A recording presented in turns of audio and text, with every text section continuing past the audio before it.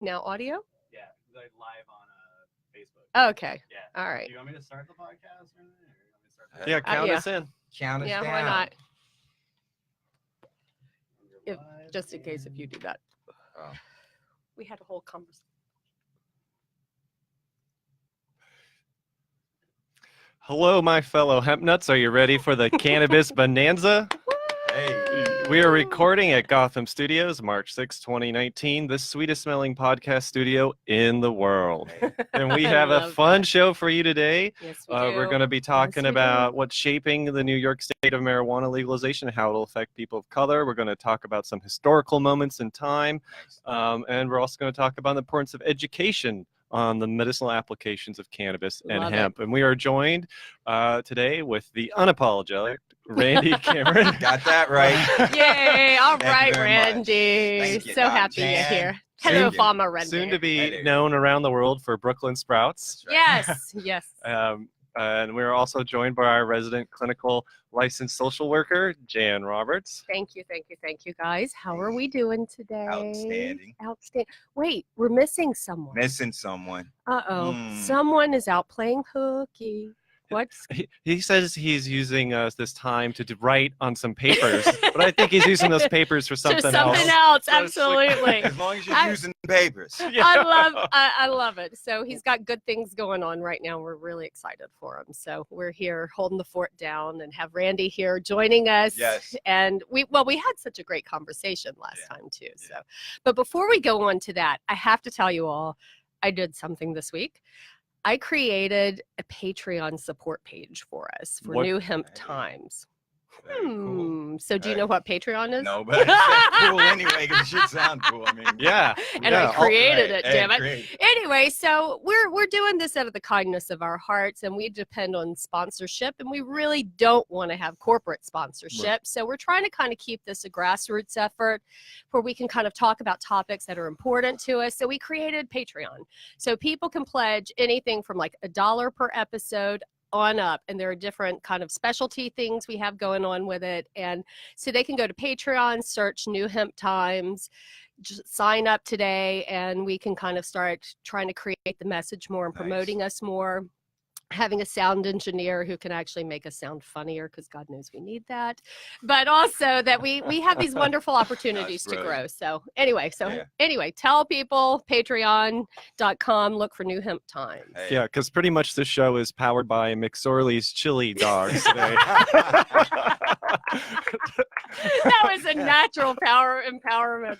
It was 1.5 chili dogs for you, Yeah. mister. Oh, we're good. They're good.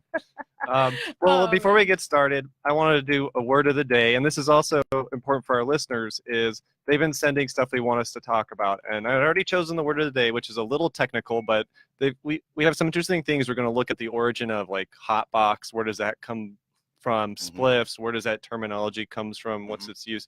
But if you guys are listening to this and you're like, there's this cannabis word, I want to know where it comes from. Right. Send it to us. We'll break it down to you.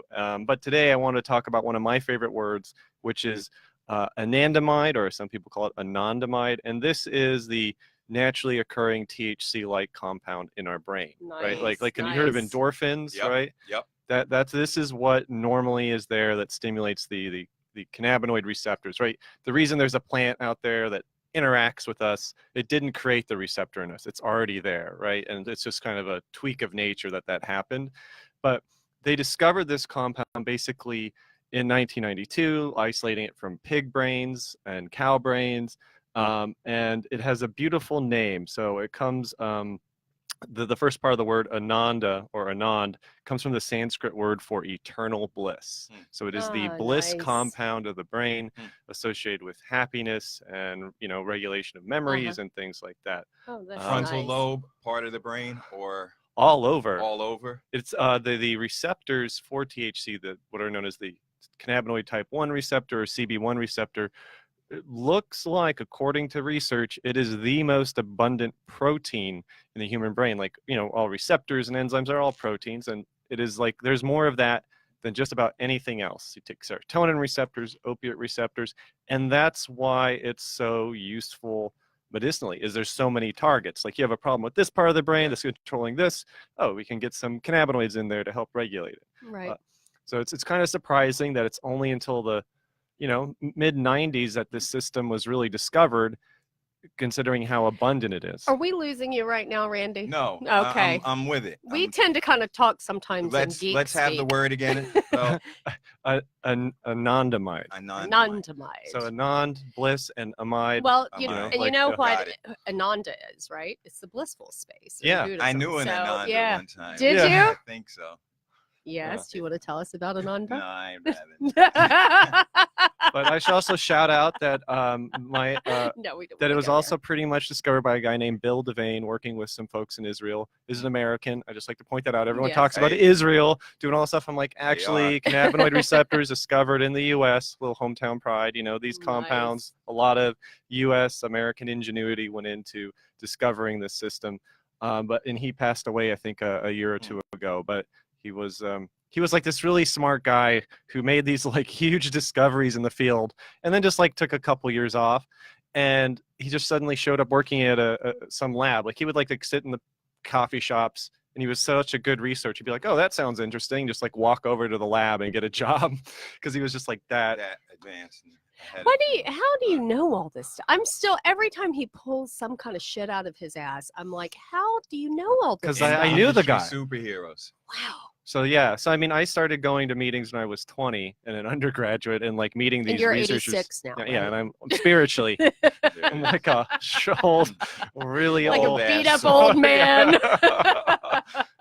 But it was a lot of fun because my mind was very open and impressionable, and I Yeah. got to sit at these tables and just listen to these people. I had no idea who they were, but they were just talking and arguing about the most wildest things at the time. People were arguing about where the receptors were, if certain compounds existed. I mean, it was really, for a nerd, it was a wild time. And how long ago was that?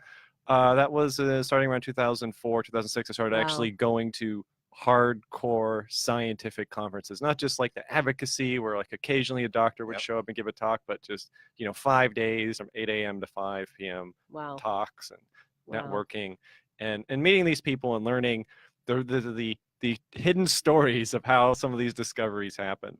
Wow. Wow. Wow.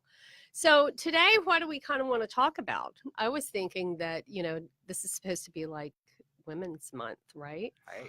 I know. Mm. And it's the year of the woman. And I've decided Got I turned 50 a few weeks ago. And so this whole like being 50 has really messed with my mind. And I've been thinking a lot about kind of coming into power as a female. And what does that mean, especially in the cannabis field? Yep. And so one of the things, I would like us to kind of maybe talk about is the importance of kind of making sure that we help shape the cannabis culture. How do we make sure that we're part of it and that it doesn't become the way that other corporate kind of issues have happened? I don't know. I think it's a Yeah. good from my point. I mean, Great the point. cannabis plant that we use as a medicine is a female plant. I was I think about the to say females that. should I swear. No, really. Do you? No, You really. think so? Yeah. Okay. And it's also not the first time. I mean, dating back to some cultures in Africa, Yeah. it's been acknowledged as a feminine strain Right. that nurtures the human body Oh, and yeah. heals, which is a reflection of what mama does when Right.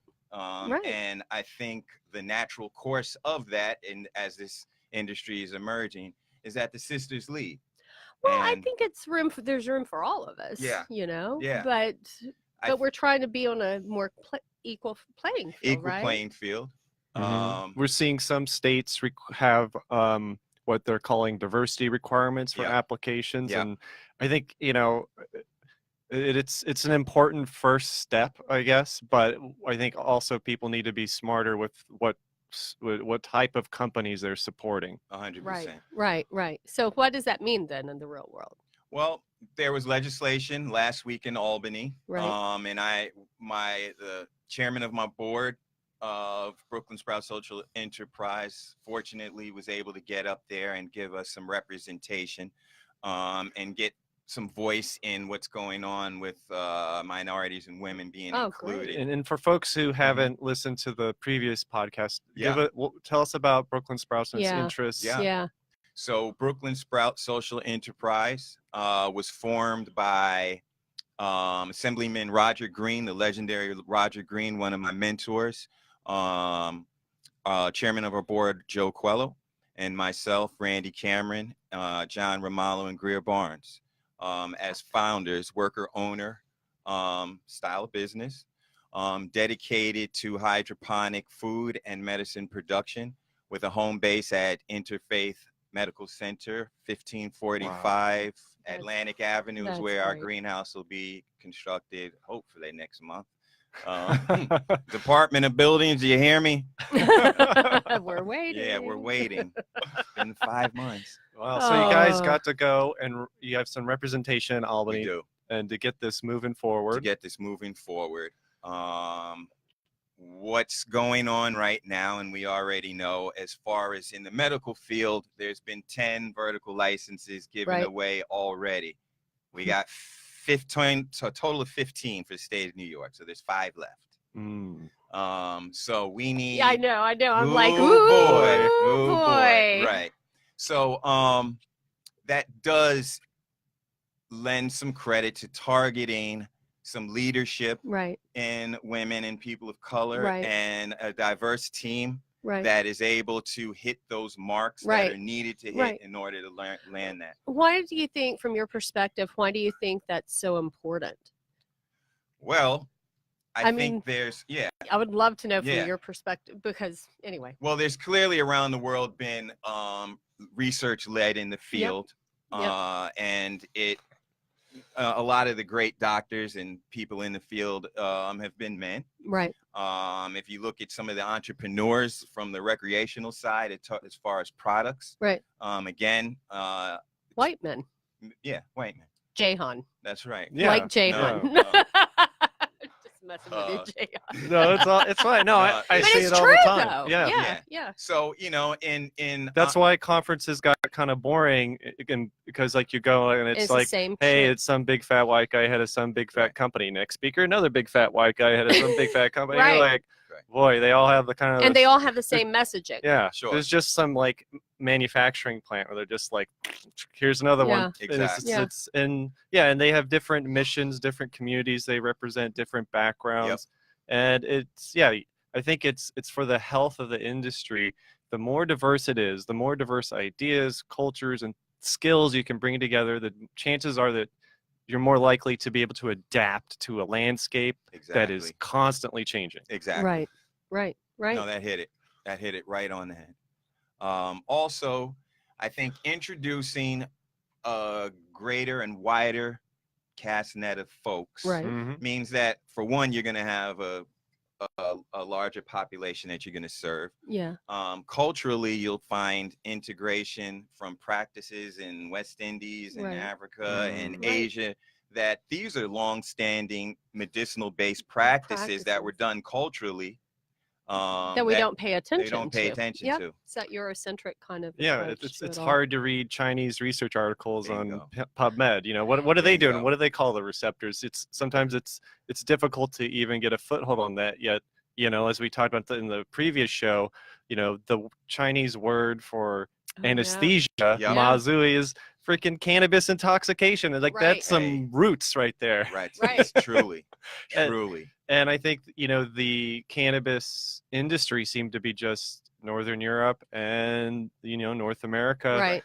And now, I think you're absolutely right. We're seeing a huge change, like in Latin America, you know, so it's important that we really acknowledge that this is not just a white European kind of movement. This is a global movement, and I think we all can kind of learn from each other in this perspective. And if you look in Harlem and in Brooklyn, especially through the 90s, the early 90s, where West Indian kind of ran the underground marijuana trade, and involved in that is what we would call herbal juice shops, which are herbal based medicines. Yeah, Right, right. A lot of times they're cut with some rice wine or some other Right. funky stuff to make it interesting. But I've you know, never had that right, before. right. You got to go uptown. Okay. It's a really There's nice so much one I have across. to experience here in the city. Yeah. I love it. Seal, big up to them on 122nd Street is a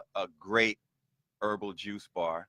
Wait, jaw as in Seal. as in As jaw? in jaw. Yeah, Yeah, that's man, what I for was. Yeah, real. man.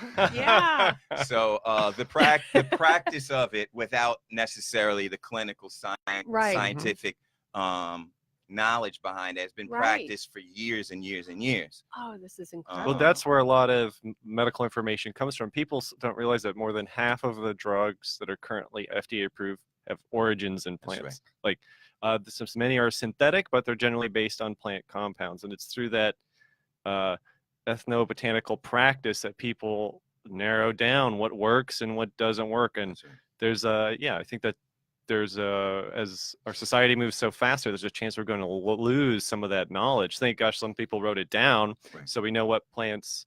People are starting to revive, like, oh, you can inhale and smoke other plants. What is this? Like other than tobacco and we cannabis? were talking about like adding lavender to cannabis whenever someone smokes it, and you were showing me that article that you I think like someone listened to our podcast because they're like Yeah. listing all these plants, and I was like, oh, they added one, mugwort. That's another one that I know, because we were talking with Greer a couple Yeah. weeks ago about like what can you add, and Greer had no idea that you could add all these fun things. Yeah, and I think it's back to that herbal roots. You don't have to inhale things to get a benefit or supplement Right. from them, but Right. that how do you use these plants for other things than decoration or Right. Exactly. industrial Right. purposes? Exactly. I mean, those herbal shops were the first ones I seen that would juice everything. Really? I mean, they were juicing stuff before juicing was there. really That's in vogue. Cool. So what do you think that, from an economic perspective, what do you think that having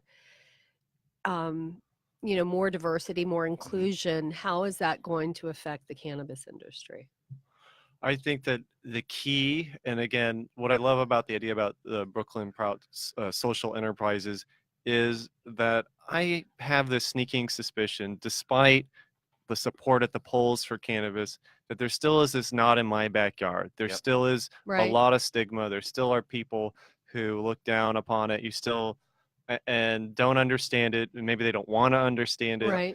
And I feel like there has to be more just integration in the community. There has to be more 100%. buy-in from people who don't use the plant, who are going to be around it, and they need to be part of the conversation too. Right. And the key factor in there is that when some people are looked under the microscope under a certain guise of either criminal lens or suspicious lens, while other people are given the benefit of the doubt, that already unevens the playing field. Right. Now, we've seen this movement before in history. If we want to go back to, let's say, prohibition, and look at the leading alcohol companies in the country right now and who are running them.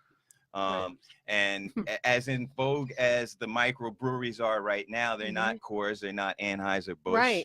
Right.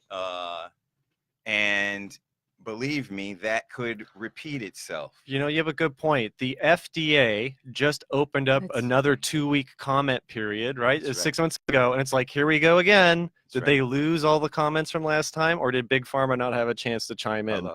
Hello. Right. And as my mentor Roger Green lectured me on and brought me up on this fact, if you go back and look at prohibition videos and these chain gangs, you see Irish and Italian men locked up, the face of the illegal criminality movement.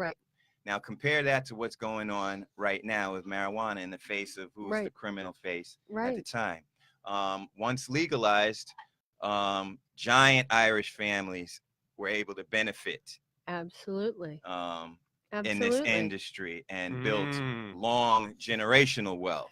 So you see this as an opportunity? We're talking about it dates even before if we want to go back to Emancipation Proclamation. If we really want to get deep with it. These are historical examples. It's a historical example. So the loss of not having the promise of 40 acres and a mule, which Right. would have enabled a group of people to have land ownership Right. and be able to make money off of that. Right. So let's compare that right now to what's going on with being able to afford a license, being able to get That's a chance true. at a cultivation permit or vertical license Right. that will enable you to operate on more than one distribution level. Wow. Is heavy. Yeah. That's Yeah. heavy. That's where the How big much do you wealth think is that going. it costs to do something like that? Well, we know for a cultivation license in the state of New York, it's $210,000. Oh my That's just an escrow, though. That's exactly. That's not paying for your That's team not- members. That's not paying just for, an that's not, escrow? Yeah. that's not putting a deposit down on the building that you like. Sometimes they require that, I think, for New York. Like you It had to does. show you had like either a lease or Yep. own Are the you building. serious?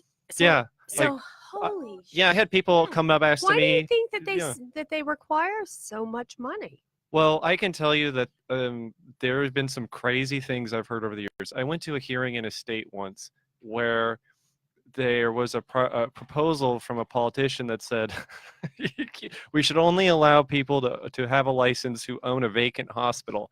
And people were like, that's because his biggest donor owns. Like, oh yeah, though this. Oh my Yeah. god. So yeah, those things get caught and they get corrected. But I really like that idea of these kind of these resources coming to bear that aren't available, Right. and making So- it a level wait, playing field in a I sense. want to go back to my Yeah, yeah. question. So $210,000 Yep. in escrow. Yep. Then you have to fund.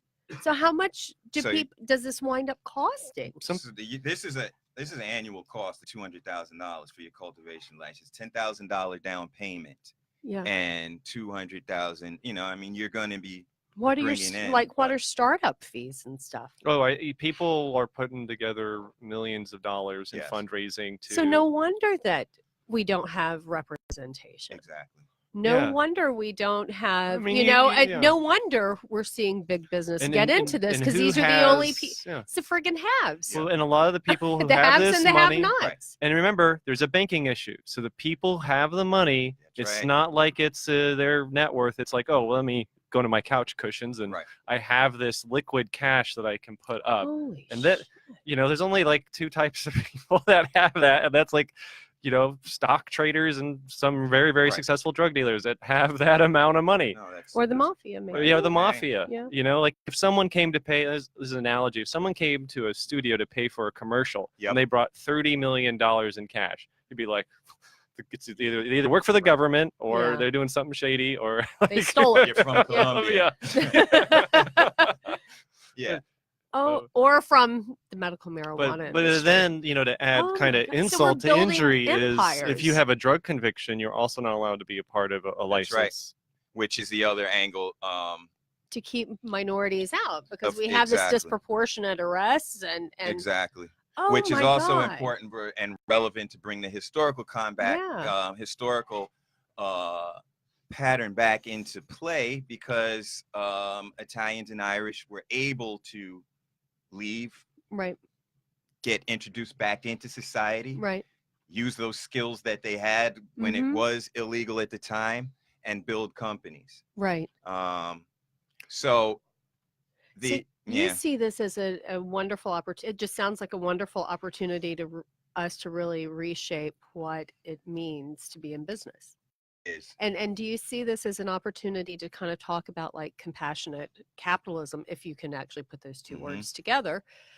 But I wonder, so this is an opportunity that we know we're in this kind of framework, economic framework, but this is still a way that we can make a difference in That's this right. world. I don't want to poo-poo the majors that are doing Yeah. good medical Yeah.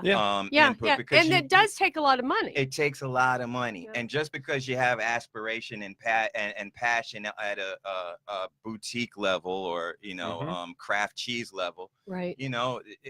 there need to be real steps that are taken, real partnerships that are formed. Right. And I think, as far again as people of color and women having a real stake in the industry, where they need to target, or let's identify who the real freaking partners are, who are the big boys in the room, and what's keeping us from making us a real, Right. relationship that can step to the next So level. how do you feel like it will be different if there's more inclusion at that level? You know what I mean? Right. Like I know for me as a woman, I feel like having women at the table when we're talking about products, when we are talking about what are the real needs out there, that gives a different perspective.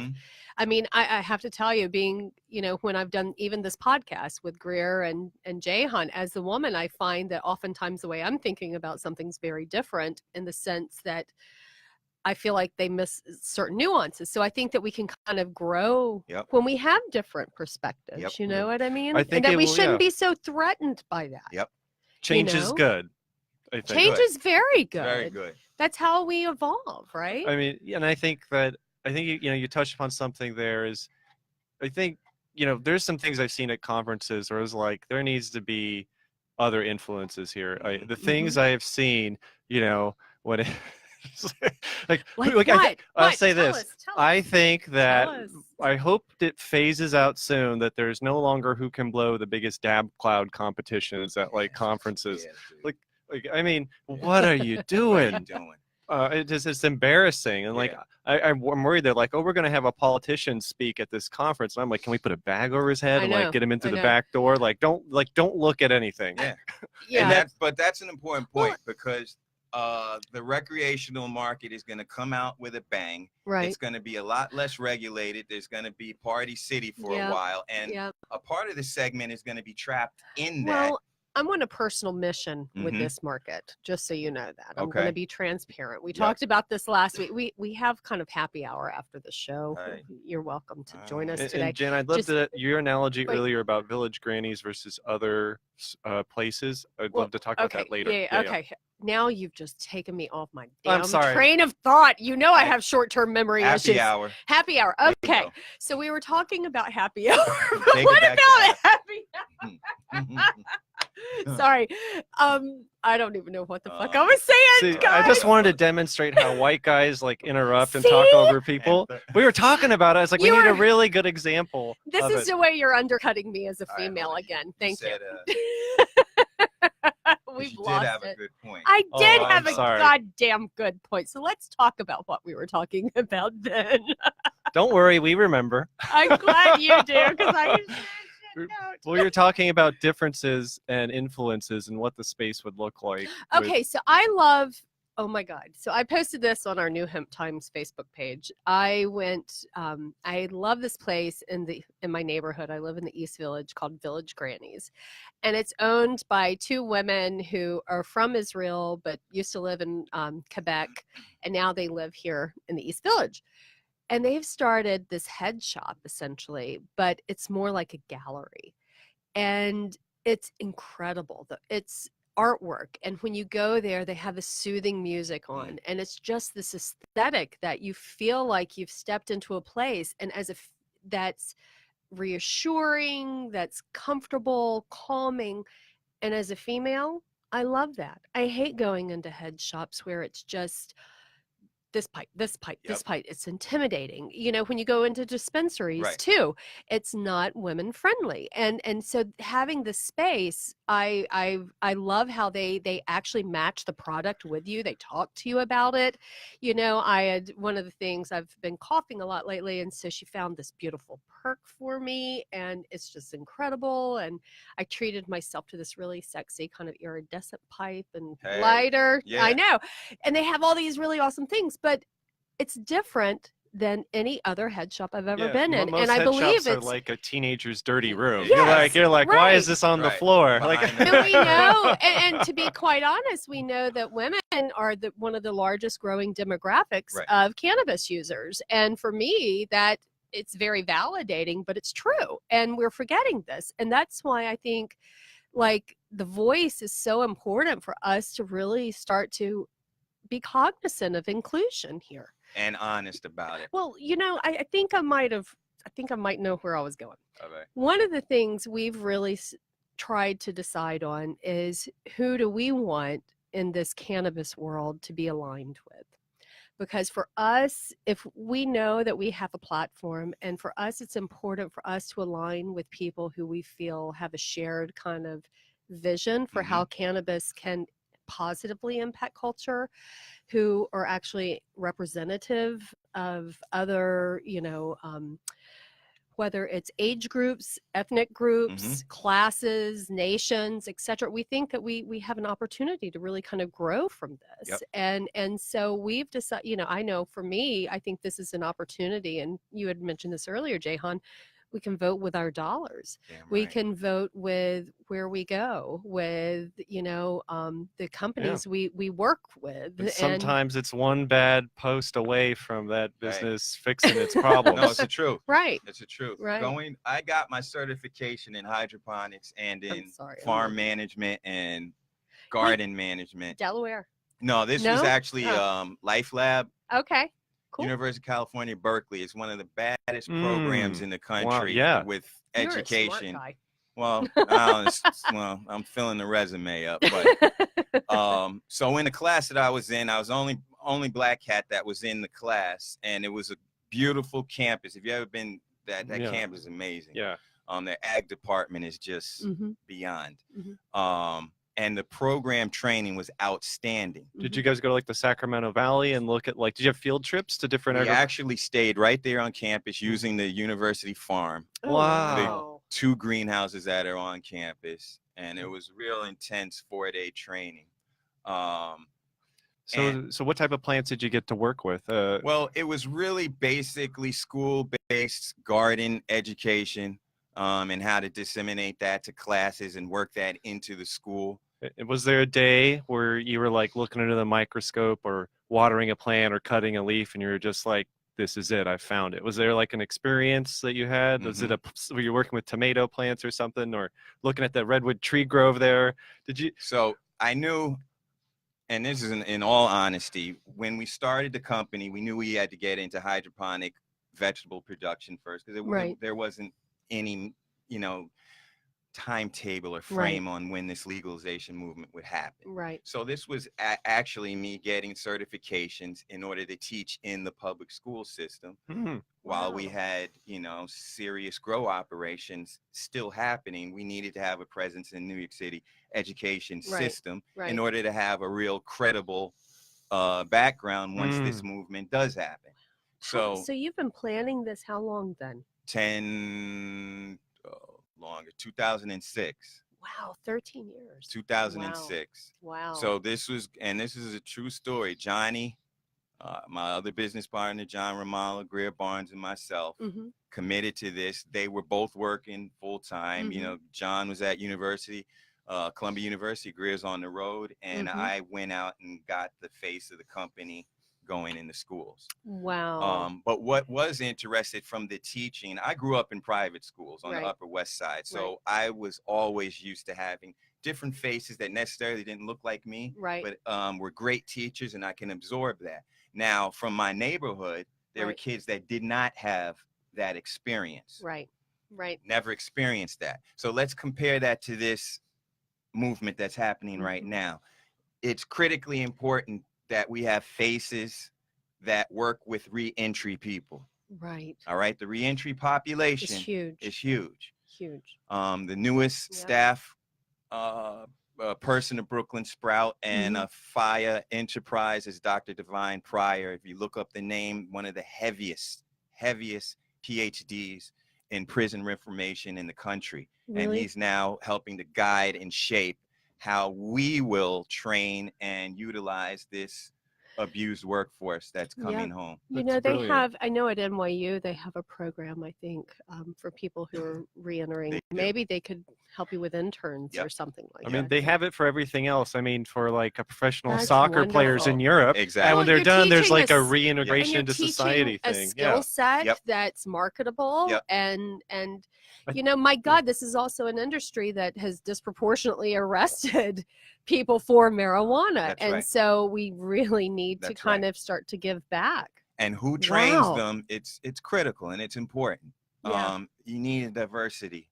They need to see your face. They need to see my face. They need to see your face in the training. Yeah. And training is such a moving target as information changes, because it's not just, oh, you take this weekend seminar and you're done. It's an ongoing evolution. You're learning stuff. And I was thinking about it because, you know, like my neighbors in a 5-story walk up I live in, they want to do a rooftop garden. Yep. And I was like thinking about hauling all these bags of soil. And I was like, there's got to be an easier way. Yeah. There's got to be something a little more sustainable, because I don't want to be hauling this soil up to the rooftop. I was like, maybe this hydroponics in urban environments, maybe it makes like practical sense. Like, yeah. So I was like thinking about the applications of this already, and how growing your own food or your own medicine is like a radical act for us. And what about in states? I know, you know, there's always such an issue about, do we allow people to grow their own? That is something recently we've talked a little bit about. That's really kind of concerning to me, because I think that some people, you know, I understand that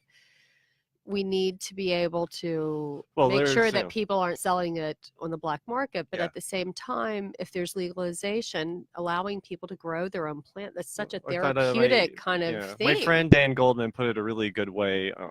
He said, you know, the cannabis wannabe millionaires like are worried about those people growing a couple plants for themselves, and they're not going to spend that $20 at their store. And if you're struggling so much with your current cannabis enterprise that you have to create new laws against cultivating a few measly plants legally, you have larger issues. Like, you do. I mean, that's not going to fix it. Right. Especially with Brooklyn Sprouts There's a teaching historical everyone. precedence of that happening. No, and that's why we're here, really. Do you think that in New York, because are they going to allow? They don't allow, or do they allow? In your home? Yeah. No. In Massachusetts, you can have 6 plants. I know Delaware, they don't either. You know, just devil's advocate for the state and safety stuff. There are some concerns, because there are a lot of lazy people out there, like, and I, you know, who won't. I've seen some dangerous electrical setups in my day, and you know, stuff where I'm like, I wouldn't want that guy in my neighbor. Like, but you know, there are a lot of responsible adults who right. do, Well, there are always going to be stupid people everywhere. Yeah, you can't control that. I mean, there's drunk drivers everywhere. Right. Yeah, so we had to stay away from drunk people setting up groves. Hello. There was a big fire last year in the Bronx. I mean, really? you know that explosion was from some cultivators that hit a gas line. Oh my god, idiots! Oh my god, and then and then you go on YouTube and you see all the mostly white guys blowing themselves up in their living room, like maybe like, this will be fun. I'm gonna use this gas and like put it in a glass tube, and while I'm doing it, I'm gonna smoke a cigarette and like you're like video myself. And then and then while he's putting Vaseline on the burns, he's like, upload. It doesn't hurt that much. This is so cool. I was like collecting those when I used to do safety trainings. But so I'm going to totally get off topic, because this has been on my mind since I still am watching these stupid ass videos. So Fly Fishing Jam TV. I know. I had to go there going again. on a trip back in time. Back in time. What was it? Hardcore TV? Yep. Oh, okay. So how in the hell did you guys come up with? I want to know the train of thought and what was involved of coming up with this thought of this fly fishing TV show that you did, this segment. Do you remember that? Not really. Yeah, I do. So I'm a fisherman. Yeah. You know, I grew up. Wait, do you have your necklace on with a hook on it again? And when you say fisherman, are you lakes, ocean? No, strictly surf, hardcore surf, light God. tackle, shallow, saltwater fishing on Martha's Vineyard, Cape Cod. I don't even fish New York. I fish Martha's Vineyard, Cape Cod. Listen to him. Nice. Grew up on the Upper West Side. Janet Messino's mom, student of Janet Messino, legendary surf fisherman, baddest. Yeah, I wish I knew anything about that. And a silly question: Are you on the boat, or are you on a dock? I'm on a beach. I'm Yeah. walking miles of beach, fishing. looking for fish breaking. And you just like look for the birds swimming overhead, birds. and you're like, there it is. Send it out there. Or you sit a pole in the sand and you know. Do you ever feel like it's therapeutic for you? It is. It is. I walk, you know, you fish, if you fish for stripers, you fish for stripers at night. So, you know, I'm walking beaches with nobody there. You know, it's just me and the spirits and my the God. stars. And I remember those days when I was younger. We had, my parents had a house on a barrier island, and we would go floundering at Yep. night. Yep. And it was just so dark, and you're out there with a little lamp, you know, and Yep. trying to spear that, or going crabbing and shrimping. God, I So miss quick those story. days. So Janet Messino, she's a legendary Uh-huh. fisherman on it. And she's trained. I've watched her fish since I was 11. She takes me out. This is during the Derby, Martha's Vineyard Derby. We're on Chappaquiddick, in the middle of a big school of fish. I land this striper, and I turn my headlight on, and the striper shakes his head. The lure shoots out of his mouth and hooks me in my cheek. Did you know how to get it out? So I had to do that in Boy Scouts. We had to learn. So of course I didn't. So there's is that the scar right See it there? right here? Yeah. Right. So I'm like, she's gonna kill me if I interrupt her fishing, right? So I was like, I gotta get this shit out of my face. God, Like you're quietly walking try around. it. Try. So I It end up fucked. putting the barb through my cheek into my mouth. I'm officially hooked. I've hooked myself now. Oh my God. I got I'm putting up quite a fight. Right, quite a fight. Oh my I'm spooling myself. Oh my God. Yeah. So I walk down to Jan. I'm like, Jan, I got a little problem. She's in waist high water. And she's like, well, why are you bothering me now? What's going on here? She turns around, you know, she clicks, oh, geez, would you look at this kook? And he went and hooked himself. So, So that was it. Took me to the hospital. Yeah. Oh, that's Oh rough. my God. Yeah. So is that why you wear the necklace? No, my cousin's actually making this jewelry. Really? Zazak, she's amazing that's jewelry awesome. maker. Does Oh she have my a God. Twitter or Instagram handle? On Facebook, check out her jewelry by Zazak Designs. It's amazing. Nice. How do you spell that? Uh, Z-A.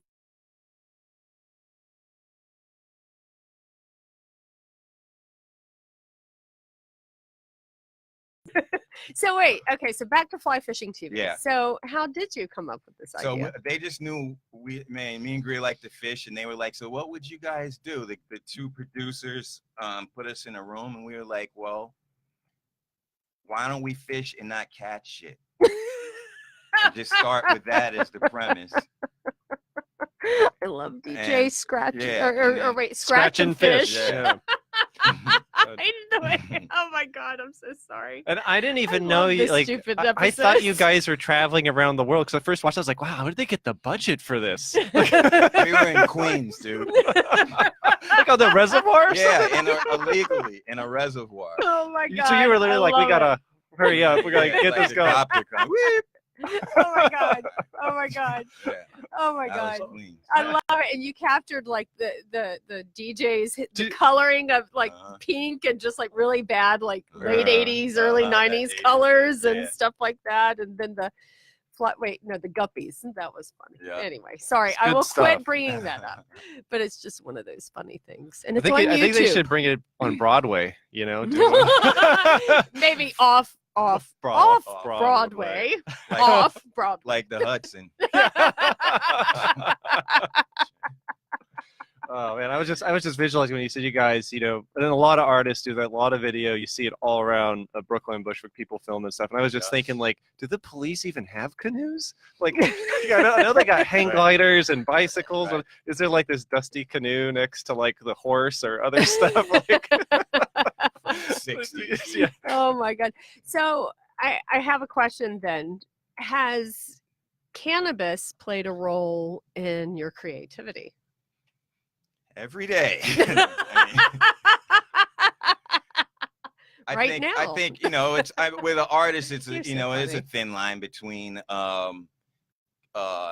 inspiration, Yeah. creative inspiration, and then, you know, putting your ass to sleep. So you Right. know, you need Absolutely. to know how to Activate get the your best out of self. any Yeah. So it is kind of a creative thing Mhm. for you. And I'm curious, Dr. J, do Mhm. you know like the pineal gland? Tell me about, I've heard like all this stuff about how cannabis impacts that and what does it do? Mhm. I'm curious, or do you know anything about Well, that? I can speak more broadly, and one of the best descriptions, you know, people talk a lot about these different types of brain waves, you know, Right. alpha, beta, P wave, N wave, and what they've noticed is that certain brain activity associated with things being novel, Mm-hmm. right, is non-traditional ways of thinking about things, like Mm.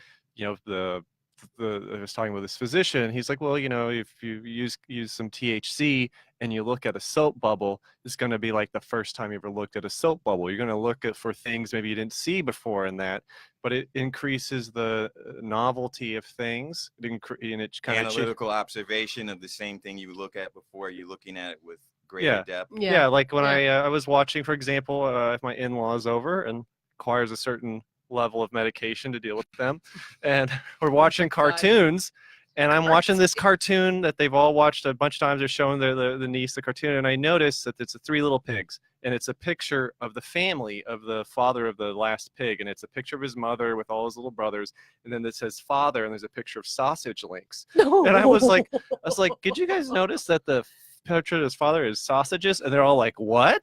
Like, that's too dark for our child. I was like, you guys never noticed that before? They've been watching it for years. I've seen that. Yeah, I swear. Oh my God. And it's like, and then I kind of was like thinking like that might be an example, but there are a lot of creative examples where people are stuck on things and they're trying to look beyond the obvious or take a different look on it. And that is something also too in the research about careers. Now, when they talk about people earning income or careers or education, there's also a thought that the way people use substances and interact with their life, it may also enhance certain values they have. Like, what do they view as a successful life? Is it being a good parent, or is it making a lot of money? Right. Those are different views, non-traditional ways perhaps of thinking. Is it having a high IQ score? Is it being a good person? Sure. Like, those things are not necessarily related. I mean, So back to the pineal gland. So sounds a little personal. No, I don't know. Jahan, do we need to schedule a session to have a conversation right now? I'm trying to think. I know Sounds that. like yeah. I don't. I'd have to look. I'm up still stuck exactly. on what the father as sausages really meant, and what did that cartoonist? What was going on in their His head? Right. I like that you say that it's his head. Well, I mean, it was in the cartoon was written at a time when there were I've never seen a credit from a cartoon pre 1950 that was like the Fleischer brothers, not the Fleischer sisters. You know, like I mean, so it was an old cartoon. It was an old cartoon. I mean, that's from March of the Wooden Soldiers when they kidnapped the pig. Remember, you found the sausage link. Right. You're like, right. Yeah, right. I don't remember that one. I don't remember that one. You guys don't remember March of the Wooden Soldiers? No. What was it? Every Thanksgiving.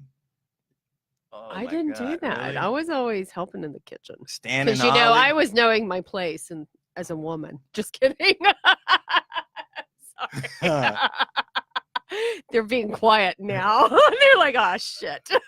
Well, I think the third eye or the pineal gland is there are probably some interactions there, but I don't know what they are. I think I can get something together for our next show or some follow-up on social media. But. Well, I've heard a lot about like plant medicine and all of that. And, you and I tend to kind of look at things very kind of matter of fact and scientific and stuff like that. But you hear a lot of commentary about what is plant medicine and how it can actually connect you with your spirituality. And I'm just curious, kind of like how you all think about that. I guess. Well, there's a section of sexual health in those herbal shops. Absolutely. That has, plant-based sexual stimulants that are supposed to aid. Well, yeah. So. We got on to sex. How do we? Well, when we talk about the pineal gland, probably melatonin is probably, I think that's what it regulates. Sure. And that's the link. I think it's regulation with autism and other conditions too. Yeah. But not a lot is there about cannabis specifically. I would just like to know the science behind all of that fun stuff. So maybe people can send us links. Maybe. I don't know. I don't know. Hell no. So what else is going on? Well, any new exciting news stuff? There is something, and I think it's I got to be careful because some friends of mine are doing the research, and but it has to do with canopy growth, right? They got like $5 billion in funding, and they launched this study that's supposed to begin in 2019 on the NHL, and they're looking at CBD helping people recover from brain injuries. They're going to have scan their brains, see what happens. And what's kind of funny is their chief medical officer, Dr. Mark Ware, when I was getting ready to defend my thesis many years ago, I actually had all these people Skype in, and I like gave it and had them like critique it like the night before. And he was one of the guys. It's just kind of funny to like, he finally got his day because he did all this cannabis research. He did this crazy stuff, got really, really pushed the envelope on both the therapeutic and abuse. And to see him get his day where he's living his dream of creating products to help people to get on the market. But just to kind of be political, I can't think of a wider sport than hockey, right? And then they're like, we're going to study concussion in this group with like the largest company. I mean, I think it's a great study, but at the same time, I'm like, isn't there a little broader thing you could do? Like, I feel like, I don't know. Maybe, you're hitting it. I'm not being too silly, right? Right. No, not at all. It's interesting. I was working, I had what I used to call we had a hydroponic freight container at Children's Aid Society on 118th Street in Harlem. And we used to have a group of veterans that would come in, a small group of 6 guys that would come in, and they'd sit down and help do some of the transferring of sprouts and really just chill out and kind of do what I used to call observational therapy. Right. And 3 of the cats were going through, PTS. From trauma, from like physical. It wasn't one person had a physical injury. The other guys, as they said, they did too much time in there. Yeah, absolutely. So, and they all partook already. Right. Didn't necessarily have the medical knowledge to treat it, but realized already that they controlled their stress level and their inspiration to stay in functioning in society with the help of of the medicine. Now, what hit me was with these new group of folks that are coming home from prison that are suffering from the same type of stress related issues that are never acclimated. It's looked at, wow, he's did a crime again and he's going back in. Violation of parole. Violation of parole. A veteran it's given a window of this behavior was a reflection of what he experienced when he was in that. So I think while it's really fun to study athletes and it's really great that this is being used, there's this other area of research. Like instead of getting 700 professional athletes, we get 700 people who need to be rehabilitated in society. Bingo. Give them access to that technology and those treatments because it's way more desperately needed. Exactly. And how do you address that then? Because then you have to have a conversation with a parole board. I mean, you have to advocate for these guys because they're not, that's going to be, again, a way to get them back in prison if they violate parole. So, and it doesn't make sense because if it's legally or recommended and it's through a state's program, it should be allowed. I mean, there must have been. You know what I mean? So is anyone talking about that? Well, that's why Brooklyn Sprouts Social Enterprise has formed its team with having legal expenses. Exactly. Yeah, like they probably had to negotiate that stuff. But I'm asking on a policy level. Are you guys having these conversations? Dr. Divine Pryor is the #1 person in the country in prison reformation. And he's on our team. What are some, when you say, I need a definition, but all right, you go. Can we link him up with us? Because that I think he's watching right now. Good. Because we have a meeting later from a social justice kind of thing, that's in our wheelhouse. And for us, we're doing all this research on veterans. Why aren't we looking at this from a socio-cultural perspective and having the research kind of start to dictate policy? So how is this helping people? How is this helping them? We can actually totally look into that because that's something that we need to be able to invest in from a societal perspective is how do we rehabilitate people instead of continue this punishment? And if it's good enough for a veteran or good enough for anyone legally, then why in the hell would they be like persecuted for trying something that's going to help them from a medical perspective? Exactly. And that, that's why we're carving this space. And this is why we have this podcast. Because we want people to have an understanding of the nuances that are going on in cannabis, and so that we can actually make sure we're not going down a slippery slope that other industries have, or just flash bang research that looks good and stuff like that. But I need your help because I have an idea of what prison reformation looks like or Mhm. rehabilitation. Right. But maybe what are some of those steps? What are some of those things? I'm sure there's, you know, I don't want to, I don't Mhm. really, I don't think I could write an essay on Right. what it would, what it takes. Yep. So could you just hit So- some highlights of? So I don't have the full skill, but I do have some experience. My first job was called Jobs for Youth, and it worked with reentry kids. And ironically, that was in 1989. Central Park jogger case was going down. Oh, yeah. And in my group was, sorry if I'm messing your name up, brother, but Rashan Salam, who was one of the 5 Right. that the That was president, it. you know, highlighted. Our Right. president right Right. now, and it's time Mayor Giuliani highlighted. That was my first experience in working with youth that were coming home from lockup facilities. Right. And they get to work with a kid who's in college. Right. And they normally wouldn't have had the experience of being friends with a college student. That Right. was the principle behind that job experience. But as we developed Brooklyn Sprout Social Enterprise, we had to get somebody who was a leader in this area. Right. Because that's going to be one of the workforces. I Right. mean, that's literally, we have to I look love at that. it. So you in that you way. just really have this commitment on many different levels Yep. to impact your what would you say, the community at large, to really kind of make a difference in people's lives who wouldn't have Wouldn't had have the opportunity. advantages or don't have the privilege that other people have or might have a record. I mean, Exactly. that's just And I like that idea of networking Wow, I them love with this. other people who Yep. might share their values, Yes. might share their aspirations, because you know, you are your network. You are who you know, 100%. and that absolutely. and that's that. You're the company you keep. Yep.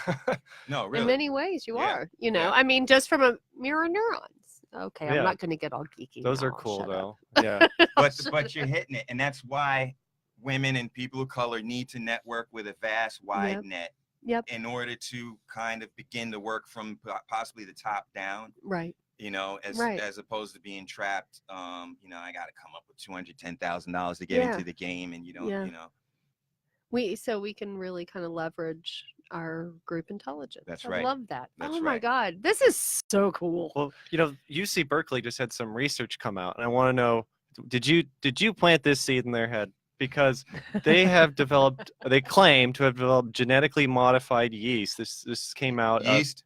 to produce THC and CBD, as well as a bunch of other cannabinoids, for, you know, low cost production Really? of stuff.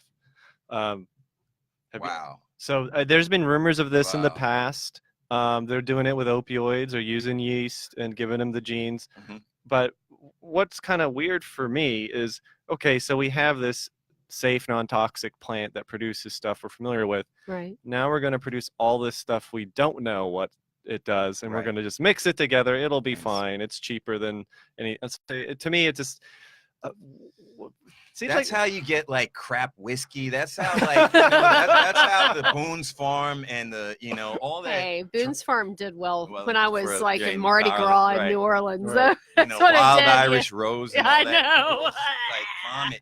But vomit. they do It's say like it's, this weird and this is where I'm Strawberry. wondering about, you know, Yeah. brewing yeast. And, you know, when people think of cannabis cultivation, they probably think of those illegal grows in like Yellowstone or Yeah. other national parks. But they claim it's safer and more environmentally friendly way to produce like THC and CBD. And I don't know if he has the data to say that against like sustainable agriculture or sustainable hydroponic farming. Like, Sure. I mean, I don't think anyone's actually ever looked at, hey, we're going to use yeast to produce this, and what is the carbon footprint of that versus sustainable. It's going to take 10 years because, I mean, commercially, the industry hasn't been able to create a real carbon footprint from, Yeah. but that is something to really think about. I mean, there was going to be some issues in. Well, I think about with lights. Lighting is a big issue when states force you to grow indoors. Yep. Without any options. And some states are funny, is like, I think it was Maryland actually would allow outdoor cultivation, and they gave nobody a license for outdoor cultivation. I was like, that's a cute little 3-card Monty trick there, That's where right. they only gave licenses to indoor. And if you think about it, sure, you can have solar panels, but that's a lot of electricity. And the more you dig deeper, it's really weird. Around the time the Controlled Substances Act, there was a company I think called Diamond Lights, and they were like this fledgling indoor tomato company. As soon as that Controlled Substances Act passed, and they're like, wow, we're getting orders all the time. Like we have money for R&D. Yeah.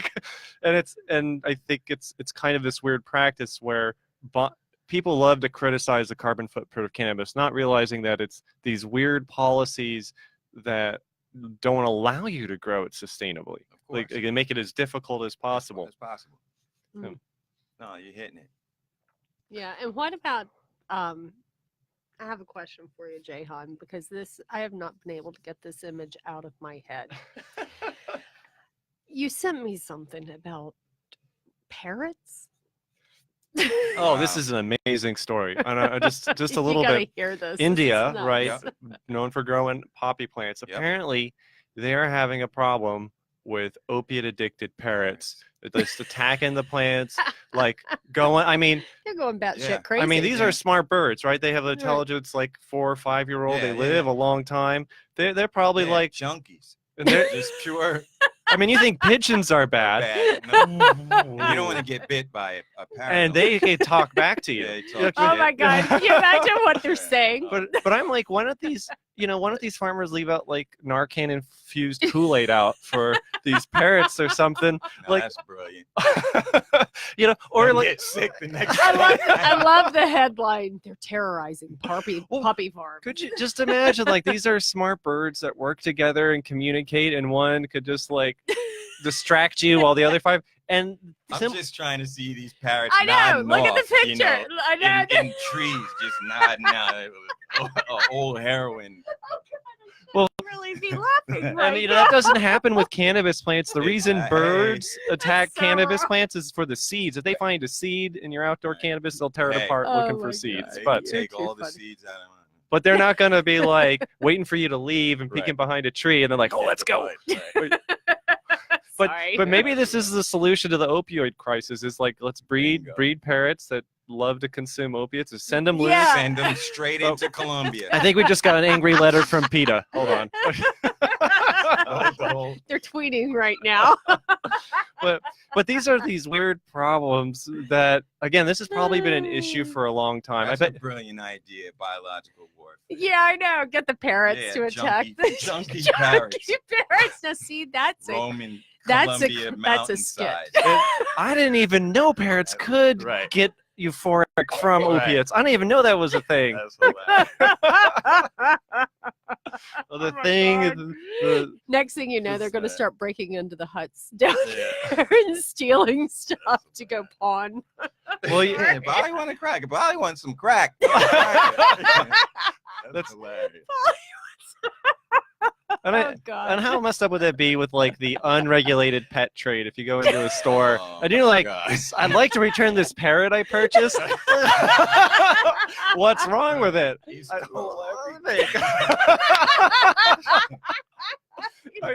He used Alexa to sell half my possessions.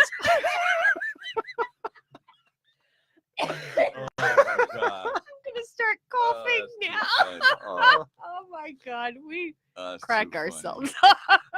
But thank you, science. This is from Live Science is where that article is found. It's, junky parrots. It's and I mean, if that's a reflection of the reality of what's going on here, I mean, it's and I wonder what the solution is, and I'm only partially joking about like the Narcan Kool-Aid, because when people do agriculture and they put other plants out for the natural defense. Yeah, natural defense, and so maybe there is some anti-parrot plant out there.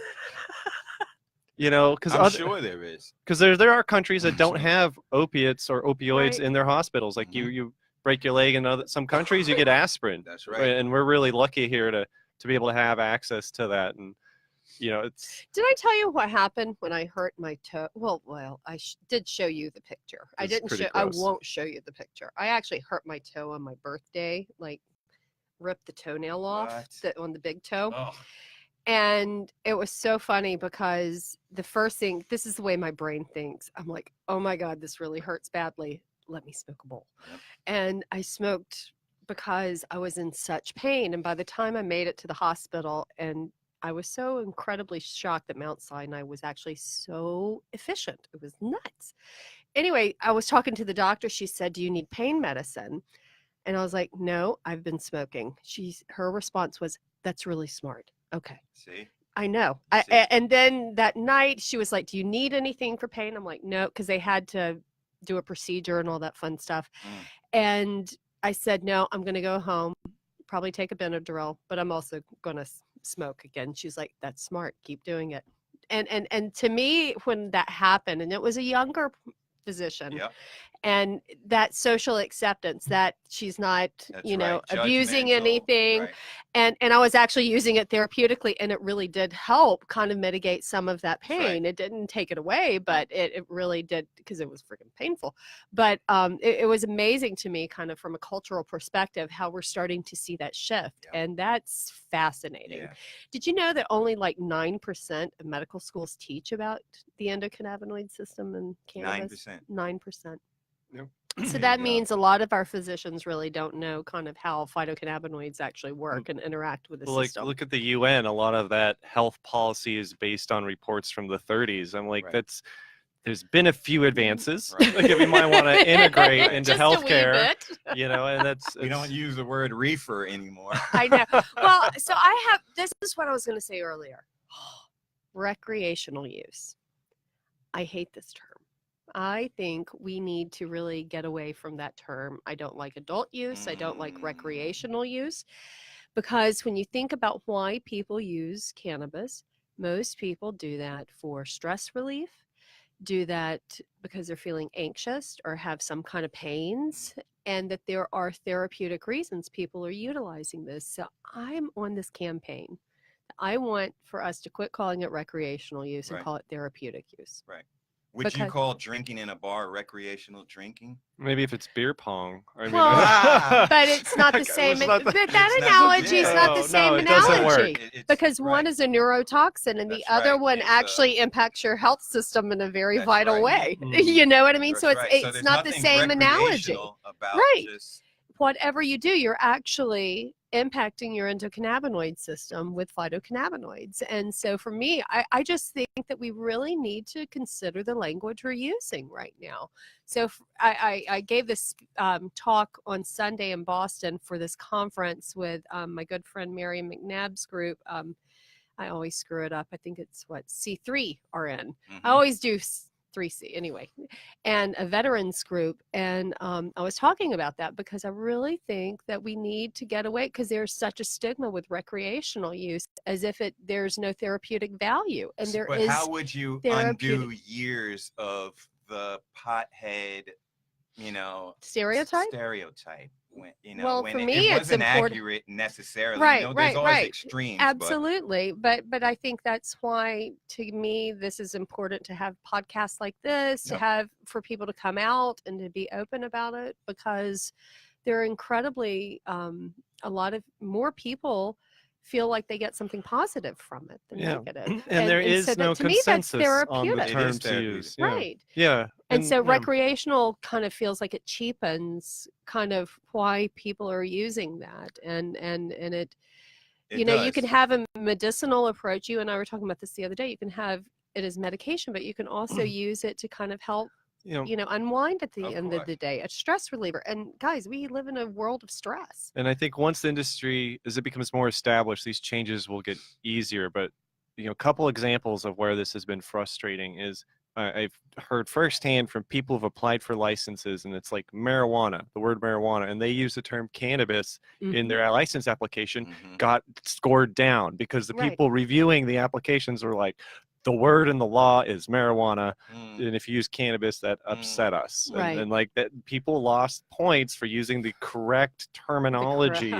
The non-racist Sure. terminology. And New York spells it with an H, Right. because I guess it's because they're closer to Canada or something. Oh It's my spelled with an H in the law. Oh my God. Marijuana. I just, Did they really do that? Yeah, they yeah, did. Oh yeah. my And it's like, God. okay, you have 49 states spelling it with a J. And then it seems like that just harkens back those reefer madness posters. You know what It I does. mean? It well, does. it's nuts. reefer madness light. There's less Yeah, calories, yeah. more uplifting. I think if folks, because it had to remain underground and people don't realize some of your heroes Mhm. are tokers and smokers. You know, Mhm. I mean, if you had an Absolutely. opportunity to sit down with John Coltrane or John Lennon or whichever Right. John you want to choose, Right. Right. they were masters. Right. And Well, we in their process of creating masterpieces, Look at Jimi Hendrix. He was look at also Jim- known for Well- just hello. he had a nice Yeah. little distribution thing Yep, going on. That's and right. Yeah. But- That's right. Okay, so like we even had feedback, and this has been kind of something we've talked about whether or not we should show whether or not we are imbibing if we are doing so online, whether or not we should do that. Does it cheapen us? Does it not cheapen us? Does it make us look like potheads or not? And I've really kind of done a lot of soul searching, and I know there's no perfect answer here. But from my perspective, I'm really trying to challenge stereotypes. And I do not think we're having pothead conversations. I do not think I think they're very smart and articulate, and whether or not, no one's seeing patients, no one's like operating heavy machinery. Mhm.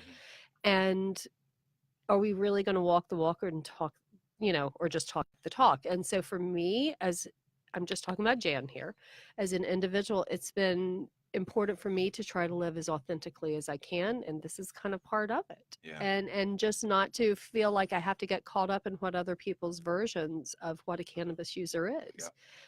I don't know many people who are more motivated than I am, or many people who can handle. I think this actually helps me handle a lot more stress than a lot of people can.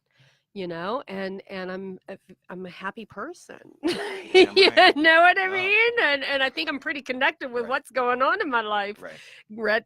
Good, bad, and the ugly. So I just think until we need to just kind of, from my perspective, be a lot more authentic. And so that's why I decided, and I had this conversation last night, that I am doing this Mhm. because I really feel like, I'm a very responsible person, would never do anything that Right. would impact, like I would never see patients, anything like this. This is Right. usually like, Well, most of I our go home recordings before are I in go the to bed. evening. I know. We're Right. just I'm not going to work after this, people. You know? It's like I got a wrecking ball I gotta use later. I know. No. And it was so funny. So my daughter was listening to the podcast, Yeah. and I totally outed my son, my 18-year-old son, and she was like, I can't believe you actually are talking about him.